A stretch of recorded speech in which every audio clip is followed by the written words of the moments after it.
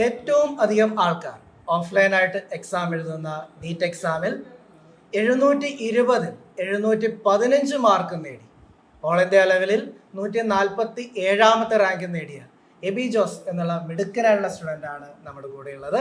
അപ്പോൾ നമുക്ക് എബി ജോസുമായിട്ട് ആ എക്സാമിൻ്റെ വിശേഷങ്ങളും അതോടൊപ്പം തന്നെ ഇനി വരാനിരിക്കുന്ന എക്സാമുകളിൽ മുന്നോട്ടേക്കുള്ള കുട്ടികൾക്ക് പകരാവുന്ന മോട്ടിവേഷനും ഒക്കെ ആയിട്ട് എബി ജോസ് കൂടെയുണ്ട്. അപ്പോൾ നമുക്ക് എബി ജോസിൻ്റെ വിശേഷങ്ങളിലേക്ക് വരാം. അപ്പോൾ എബി, ക്ലീശയായുള്ള ചോദ്യം എന്നറിയാം, 700-ന് മുകളിലുള്ള മാർക്ക് എക്സ്പെക്ട് ചെയ്തിരുന്നോ?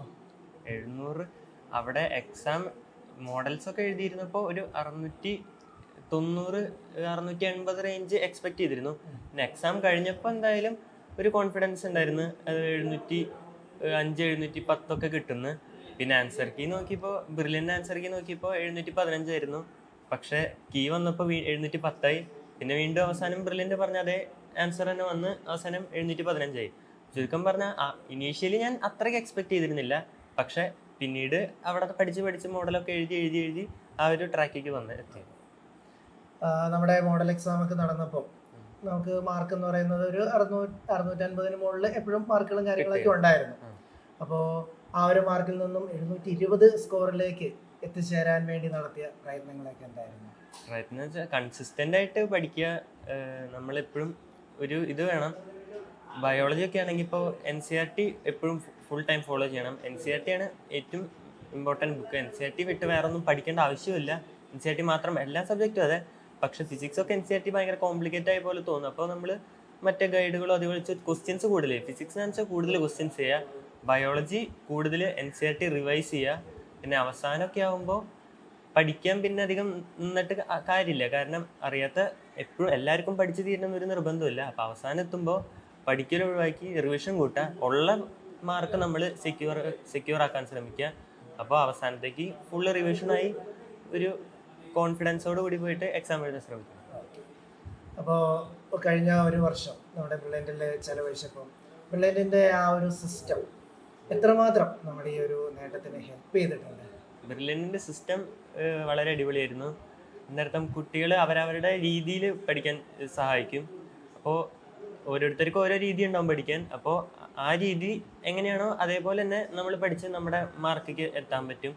പിന്നെ അവിടെ വീക്കിലി എക്സാംസ് നടത്തും. അപ്പോൾ ഇങ്ങനെ നമ്മൾ പെൻഡിങ് വരില്ല പോർഷൻസ്, നമ്മൾ അപ് ടു ഡേറ്റ് ആയിട്ട് മിക്കപ്പോഴും വയ്ക്കും. എന്നാലും കുറച്ച് പെൻഡിങ് വരുമെങ്കിൽ മോഡലിന് മുമ്പ് നമുക്ക് അതിനോടെ സമയവും കിട്ടും.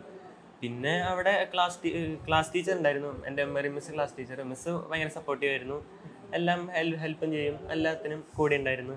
പിന്നെ ബ്രില്യൻറ്റിൻ്റെ ടീച്ചിങ് ഫാക്കൽറ്റി അത്യാവശ്യം സ്റ്റാൻഡേർഡ് ഇതായിരുന്നു. അത്യാവശ്യം എല്ലാ ഡൗട്ട് ഉണ്ടെങ്കിലും ക്ലിയർ ചെയ്ത് തരും, എല്ലാം കൺസെപ്റ്റ് കറക്റ്റായിട്ട് ക്ലിയർ ആക്കി തരും. പിന്നെ ബ്രില്യൻറ്റ് ഹോസ്റ്റൽ ഉണ്ടായിരുന്നു, എൻ്റെ ഹോസ്റ്റൽ ഏഞ്ചൽ ഹോസ്റ്റൽ അത്യാവശ്യം നല്ലൊരു ഹോസ്റ്റലാണ്.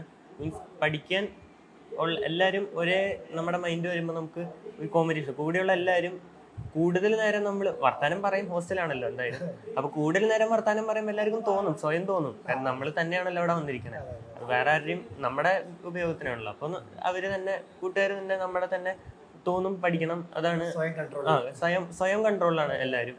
പിന്നെ ഹോസ്റ്റൽ വാർഡൻ ഉണ്ടായിരുന്നു, അജിത് സാർ. അത്യാവശ്യം സ്ട്രിക്റ്റ് ആയിരുന്നു. അത്രയ്ക്ക് സ്ട്രിക്റ്റ് ആയതുകൊണ്ടാണ് എല്ലാവരും ഇത്രയ്ക്ക് ഇതെത്താൻ സഹായിച്ചതും.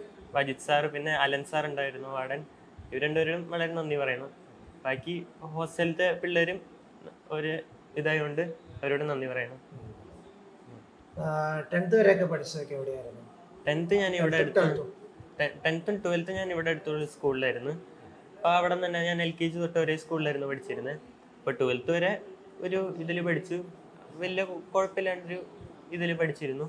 പിന്നെ 12th കഴിഞ്ഞിട്ടാണ് പിന്നെ ബ്രില്യൻറ്റിക്ക് നീറ്റിന് റിപ്പീറ്റ് ചെയ്യാൻ വന്നത്. 12th ഏത് സിലബസ് ആയിരുന്നു? 12th ഞാൻ സ്റ്റേറ്റ് സിലബസ് ആയിരുന്നു. +1 +2 10 വരെ ഞാൻ ICSE ആയിരുന്നു.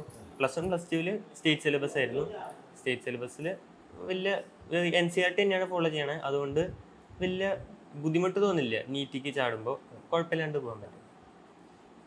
എപ്പോൾ മുതലാണ് നമുക്ക് ഒരു ഡോക്ടർ ആവണം എന്നുള്ളൊരു മോഹമൊക്കെ തോന്നുന്നത്? ഡോക്ടർ ആവണം എന്ന് മോഹം 10ാം ക്ലാസ് വരെ ഒന്നും അങ്ങനെ എന്തിക്ക് പോകണമെന്നൊന്നും വലിയ ഇതൊന്നും ഉണ്ടായില്ല. എങ്ങനെയെങ്കിലുമൊക്കെ പോവാം. പിന്നെ 10ാം ക്ലാസ് കഴിഞ്ഞപ്പോൾ പിന്നെ സ്ട്രീം ചൂസ് ചെയ്യാൻ വന്നപ്പോൾ ഞാൻ ബയോമാക്സ് എടുത്ത് ചേട്ടനോടും ഇതൊക്കെ ചോദിച്ചപ്പോൾ ചേട്ടൻ പറഞ്ഞു ബയോമാക്സ് എടുക്കുന്നതായിരിക്കും നല്ലത്. അങ്ങനെ ബയോമാക്സ് എടുത്ത് പിന്നെ നമുക്ക് നീറ്റ് എഴുതാൻ കീം ഇതൊക്കെ എല്ലാം ഓപ്പൺ ആണല്ലോ. മറ്റേ കമ്പ്യൂട്ടർ എടുത്താൽ നീറ്റ് നമുക്ക് ഉണ്ടായിരുന്നില്ലായിരുന്നു. അപ്പോൾ ബയോമാക്സ് എടുത്താൽ കൂടുതൽ ഓപ്പർച്യൂണിറ്റി ഉള്ളതുകൊണ്ട് ബയോമാക്സ് എടുത്തു. പിന്നെ ഞാൻ നീറ്റ് ഫോക്കസ് ചെയ്യാൻ തീരുമാനിച്ചു. കാരണം ഡോക്ടറാവാന്ന് വെച്ചാൽ ഒരു ഇതാണല്ലോ, ഒരു അഭിമാനമാണല്ലോ. അപ്പോൾ പിന്നെ ഡോക്ടറാവാൻ തന്നെ തീരുമാനിച്ച് പിന്നെ +1 +2 നീറ്റ് തീരുമാനിച്ച് പഠിച്ചു തുടങ്ങി. ഇനിയിപ്പോൾ അടുത്ത വർഷം നീറ്റ് എഴുതാനായിട്ട് ഒരുപാട് പേര് കാത്തിരിക്കുന്നുണ്ട്. അപ്പോൾ അവർക്ക് നൽകാനുള്ളൊരു മോട്ടിവേഷൻ, അവർക്കൊരു അഡ്വൈസ് എന്താ നൽകാനുള്ളത്? അവർക്ക് നൽകാന്ന് വെച്ചാൽ നമ്മൾ നമ്മുടെ ഫുൾ എഫേർട്ട് ഇട്ടാൽ നമുക്ക് കിട്ടും. ആരായാലും ഏത് റേഞ്ചിൽ കിടക്കുകയാണെങ്കിലും നമുക്ക് ഫുൾ എഫേർട്ട് ഇട്ടാൽ എന്തായാലും നീറ്റ് ക്രാക്ക് ചെയ്യാൻ പറ്റും. പിന്നെ സിസ്റ്റമാറ്റിക് ആയിരിക്കണം, എപ്പോഴും കൺസിസ്റ്റൻസി വേണം. ഇടയിൽ ഇങ്ങനെ ഭയങ്കര പെൻഡിങ് ഒക്കെ വന്നാൽ അവസാനത്തേക്ക് ഭയങ്കര ബർഡനാവും.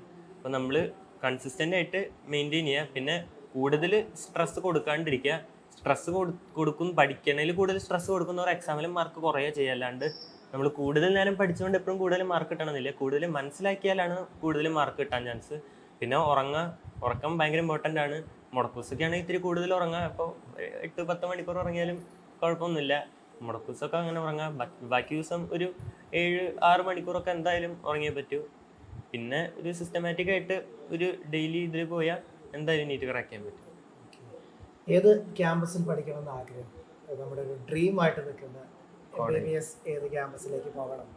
എൻ്റെ ഡ്രീം ക്യാമ്പസ് എയിംസ് ഡൽഹി ആയിരുന്നു. അതിപ്പോൾ അറിയില്ല, റാങ്ക് ലിസ്റ്റ് ഒന്ന് ഇനി അലോട്ട്മെന്റ് വന്ന് അനുസരിച്ച് മാറും. പിന്നെ ഡ്രീം എയിംസ് ഡൽഹി ആയിരുന്നു. പിന്നെ ജിപ്മറും എനിക്ക് ഭയങ്കര ഇഷ്ടമായിരുന്നു. ബാക്കി പിന്നെ റാങ്കിനനുസരിച്ച് തീരുമാനിക്കാന്ന് വെച്ചിരുന്നത്. പക്ഷെ ഡ്രീം എപ്പോഴും എയിംസ് ഡൽഹി ആയിരുന്നു. പിന്നെ മാർക്ക് എപ്പോഴും നമ്മൾ 720 എയിം ചെയ്ത് പഠിക്കണം. നമ്മൾ 690 കിട്ടിയാൽ മതി എന്ന് വിചാരിച്ച് പഠിക്കരുത്. 720 എയിം ചെയ്ത് തന്നെ പഠിക്കണം. എന്നാലും നമുക്ക് നമ്മുടെ മാക്സിമം കിട്ടാൻ പറ്റുള്ളൂ. ഒരു വർഷം റിപ്പീറ്റ് ചെയ്ത് കഴിഞ്ഞപ്പോൾ നമ്മുടെ ആ ഒരു സ്റ്റഡി പ്ലാൻ, കൃത്യമായിട്ടൊരു ടൈം ടേബിൾ, അങ്ങനെയുള്ള കാര്യങ്ങളൊക്കെ ഉണ്ടായിരുന്നു? എനിക്ക് കൃത്യം പറഞ്ഞങ്ങനെ കറക്റ്റ് ടൈം ടേബിൾ ഒന്നും ഉണ്ടായിരുന്നില്ല. രാവിലെ ഞാൻ പഠിക്കൽ കുറവായിരുന്നു. ഞാൻ രാവിലെ വൈകിയും എണീറ്റിരുന്ന മീൻസ് ഇപ്പോൾ ബ്രില്യനിൽ ഇപ്പോൾ ക്ലാസ് ഉണ്ടല്ലോ, എനിക്ക് 7:30 ക്ലാസ്. അപ്പം ഞാനൊരു മാക്സിമം ഒരു 6:30-6:45 ആകുമ്പോൾ എണീക്കും. പിന്നെ ഫ്രഷായി ഭക്ഷണം കഴിച്ച് 7:30 ക്ലാസ്സിലെത്തും. പിന്നെ ക്ലാസ് ശ്രദ്ധിക്കും. പിന്നെ ക്ലാസ് കഴിഞ്ഞ് വന്നിട്ട് ചായ ഒക്കെ കുടിച്ച് കഴിഞ്ഞിട്ട് പിന്നെയാണ് കൂടുതലും പഠിച്ചിരുന്നത്. ഭക്ഷണം കഴിക്കണവരെ പഠിക്കും. എന്നാലും കറക്റ്റ് ഇങ്ങനെ സ്ട്രിക്റ്റ് ടൈം ടേബിൾ ഫോളോ ചെയ്തിട്ടില്ല. എന്നാലും ഒരു ഏകദേശം ഫുഡ് കഴിക്കണതിന് മുമ്പ് എത്ര പഠിക്കും. പിന്നെ എക്സാംസ് ഒക്കെ ഉണ്ടെങ്കിൽ പോർഷൻസ് തീർക്കാൻ നോക്കും. അതിനനുസരിച്ച് ആ ആഴ്ച സെറ്റ് ചെയ്യും. അല്ല എപ്പോഴും ഇങ്ങനെ ഒരിതല്ല, എന്നാലും ഒരു പോർഷൻസ് ഒരിക്കലും പെൻഡിങ് വരുത്താണ്ട് നോക്കിയിട്ടുണ്ട്. വന്നാൽ തന്നെ അത് എത്രയും പെട്ടെന്ന് അത് കവറപ്പ് ചെയ്യാനും ശ്രമിക്കും. അങ്ങനെ കീപ്പ് ചെയ്ത് പോയിരുന്നു. നമ്മുടെ അവിടെ നടന്ന വീക്കിലി എക്സാംസ്, മോഡൽ എക്സാംസ്, ഇതൊക്കെ നമ്മുടെ ആ ഫൈനൽ എക്സാമിന് എത്രമാത്രം ഹെൽപ്ഫുൾ ആയിരുന്നു? അത് ഭയങ്കര ഹെൽപ്ഫുൾ ആയിരുന്നു. അവിടുത്തെ എക്സാംസ് ആണ് ശരിക്കും ഏറ്റവും ഇമ്പോർട്ടൻറ്റ്. നമ്മളിപ്പോൾ പഠിക്കണേക്കാളും കൂടുതൽ ഇമ്പോർട്ടൻറ്റ് ശരിക്കും എക്സാം നമ്മൾ എഴുതാൻ കൊടുക്കണം. നേരത്തപ്പോൾ ഫിസിക്സ് ആണെങ്കിൽ നമ്മൾ ചിലപ്പോൾ ഈ 3 മണിക്കൂർ ക്വസ്റ്റ്യൻ ചെയ്യലായിരിക്കും ഏറ്റവും ഇമ്പോർട്ടൻറ്റ്, ഫിസിക്സ് തിയറി വായിക്കണേക്കാളും. അതുപോലെ ഇപ്പോൾ എക്സാം ചിലപ്പോൾ നമ്മൾ എക്സാം എഴുതാണ്ട് പഠിക്കാൻ ശ്രമിക്കും. പക്ഷെ അത് ഭയങ്കര മണ്ടത്തരാണ്. എക്സാം എഴുതണ 3 മണിക്കൂർ അതിന് തന്നെ കൊടുക്കണം. ആ 3 മണിക്കൂർ പഠിച്ചതുകൊണ്ട് നമുക്ക് എക്സാം എഴുതണതിൻ്റെ അത്ര ഗുണം ഒരിക്കലും കിട്ടില്ല. നമ്മൾ എപ്പോഴും എക്സാം ഒരിക്കലും മിസ് ചെയ്യാണ്ടിരിക്കണം. മോഡൽ എക്സാം ഒക്കെ ആണെങ്കിൽ എന്തായാലും അത് എഴുതിയേ പറ്റൂ. കാരണം അത് കറക്റ്റ് സിലബസ് പതുക്കെ ബിൽഡ് ചെയ്ത് ഫുൾ സിലബസ് എത്തും. കറക്റ്റ് അത് കീപ്പ് ചെയ്ത് പോയാൽ സിലബസ് പെൻഡിങ്ങും വരില്ല. നമുക്ക് നീറ്റ് എഴുതുമ്പോൾ അതേ മോഡൽ ആയതുകൊണ്ട് കോൺഫിഡൻ്റ് ആയിട്ട് എഴുതാനും പറ്റും. അപ്പോൾ ഈ ഒരു നല്ലൊരു വിജയം ഇത് ആർക്കാണ് ഡെഡിക്കേറ്റ് ചെയ്യുന്നത്? ഡെഡിക്കേറ്റ് ചെയ്യാന്ന് പറഞ്ഞാൽ അപ്പോൾ എൻ്റെ ചേട്ടനാണ് ശരിക്കും എന്നെ ഈ പ്ലസ് ഫുള്ള് ഈ നീറ്റിനെ ഫുള്ള് ആളാണ് സപ്പോർട്ട് ചെയ്തിരുന്നത്. ഫിസിക്സ് ആളാണ് ഫുള്ള് പഠിപ്പിച്ചു തന്നിരുന്നത്. എല്ലാം എങ്ങനെയാണ് പഠിക്കേണ്ടത്, എങ്ങനെ പഠിക്കണം കറക്റ്റ് ആൾ പഠിപ്പിച്ചു തന്നിരുന്നത്. അപ്പോൾ ചേട്ടനാണ് ഈ ഡെഡിക്കേറ്റ് നീറ്റ്. നമ്മുടെ ഈ ഒരു പഠനത്തിൻ്റെ കാലയളവിൽ ഏതായിരുന്നു ഫേവറേറ്റ് സബ്ജക്റ്റ്? എൻ്റെ ഫേവറേറ്റ് സബ്ജക്റ്റ് ഫിസിക്സ് ആയിരുന്നു. ഫിസിക്സ് കുറച്ചും കൂടെ എപ്പോഴും ഒരു ഡെഫിനിറ്റ് ആൻസർ ഉണ്ട്. ബയോളജിയിൽ ഈ അസേർഷൻ റീസൺ അങ്ങനത്തെ ഒക്കെ വരുമ്പോൾ എപ്പോഴും നമുക്ക് ഡെഫിനറ്റ് ആയിട്ട് കണ്ടുപിടിക്കണമെന്നില്ല. എന്നാൽ ഫിസിക്സിൽ നമുക്ക് കണ്ടുപിടിക്കാൻ പറ്റും. ഒരിക്കലും പഠിച്ചില്ലെങ്കിൽ കൺഫ്യൂഷൻ വരും. എന്നാലും അറിയെങ്കിൽ നമുക്ക് കണ്ടുപിടിക്കാൻ പറ്റും. ബയോളജിയിൽ നമുക്ക് എത്ര അറിഞ്ഞാലും കൺഫ്യൂസിങ് ചോദ്യങ്ങൾ. ഇപ്പൊ കഴിഞ്ഞ കൊല്ലത്തെ നീറ്റിൽ കെമിസ്ട്രിയിൽ അങ്ങനത്തെ കുറച്ച് ചോദ്യങ്ങൾ ഉണ്ടായി. മീൻസ് നമുക്ക് അറിഞ്ഞാലും അത് ആ ക്വസ്റ്റ്യൻ ഇട്ട ആളെ കുറെ ഡിപ്പെൻഡ് ചെയ്യും, എങ്ങനെയാണ് അസർഷൻ റീസൺ ഒക്കെ വരുന്നത്. ഫിസിക്സ് കുറച്ചും കൂടെ കറക്റ്റ് ആൻസേഴ്സ് ഉണ്ട്, അതുകൊണ്ട് ഫിസിക്സ് ഇഷ്ടമായിരുന്നു. പിന്നെ ഫിസിക്സ് മാത്സ് ആയിട്ട് റിലേറ്റഡ് എനിക്ക് അത്യാവശ്യം ഇഷ്ടമായിരുന്നു. ഫിസിക്സ് ആയിരുന്നു ഫേവറേറ്റ് സബ്ജക്റ്റ്. ഏറ്റവും മീൻസ് എനിക്ക് ഏറ്റവും ടഫായി തോന്നിയിരുന്നത് ബയോളജി ആയിരുന്നു. പക്ഷെ ഇപ്പൊ റിസൾട്ട് വന്നപ്പോ ഫിസിക്സിലാണ് തെറ്റിയത്, ബയോളജി മാർക്ക് കിട്ടി. ഇപ്പൊ ആ എക്സാമിന്റെ ആ സമയത്ത് ഒരു ഇത് വെച്ച് നമ്മുടെ അറിവില്ലായ്മയല്ല. അതിപ്പോ കുറെ പേര് ഇപ്പൊ 710 715 ഇവര് കിട്ടിയില്ല, കുറെ അറിയണതായിരിക്കും തെറ്റിണ്ടാവുക. അറിയാണ്ട് പോവാല് ചാൻസ് കുറവാണ്. ആ എക്സാമിന്റെ സമയത്ത് ഒന്നില്ലെങ്കിൽ കൺഫ്യൂഷനോ അല്ലെങ്കിൽ കെയർലെസ് മിസ്റ്റേക്ക് വന്നിട്ടുണ്ടാവും, അങ്ങനെയൊക്കെ തെറ്റിയതായിരിക്കുമല്ലോ. എന്തായാലും MBBS എന്നുള്ള ആ ഒരു സുന്ദര സ്വപ്നവുമായിട്ട് നമ്മുടെ മുത്തൂലി ക്യാമ്പസിലേക്ക് വന്നപ്പോൾ ഇത്രയും നല്ലൊരു വിജയം നമുക്ക് കരസ്ഥമാക്കാൻ പറ്റും എന്ന് തോന്നിയായിരുന്നു? ഒരു പരിധി വരെ അത് ആഗ്രഹിച്ചാണ് വന്നിരുന്നത്. അവിടുത്തെ ആദ്യത്തെ എക്സാമിലൊക്കെ നോക്കിയിരുന്നപ്പോൾ ഒരു ഫസ്റ്റ് 680 അടുത്ത് കിട്ടിയിരുന്നപ്പോൾ ആ റേഞ്ച് തന്നെയായിരുന്നു ഞാൻ പ്രതീക്ഷിച്ചിരുന്നത്. പക്ഷെ അവസാനമായപ്പോഴേക്കും ഇവരുടെ എക്സാംസ് എളുപ്പമായി. അപ്പം ഞങ്ങൾ വിചാരിച്ചു നീറ്റ് ഇത്ര എളുപ്പം വരാൻ ചാൻസ് ഇല്ല, നീറ്റ് എപ്പോഴും ഡിഫിക്കൽട്ട് ആയിരിക്കും, ഇങ്ങനെയൊന്നും വരില്ല.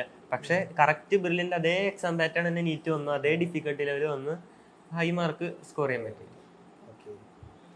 അപ്പോൾ MBBS എന്നുള്ള സ്വപ്നവുമായിട്ട് നമ്മുടെ മുത്തോലി ക്യാമ്പസിൽ എത്തിച്ചേർന്ന എബി ജോസിന് ആ ഒരു ആഗ്രഹം സാധിക്കാൻ പറ്റി.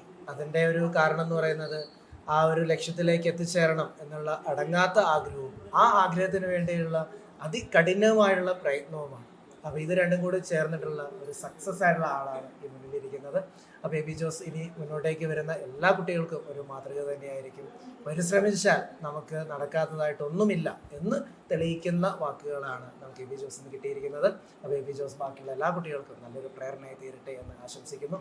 ഒരു വട്ടം കൂടി എബി ജോസിന് നല്ല വിജയത്തെ കൺഗ്രാറ്റ്സ് ചെയ്യുന്നു. കൺഗ്രാറ്റുലേഷൻസ്.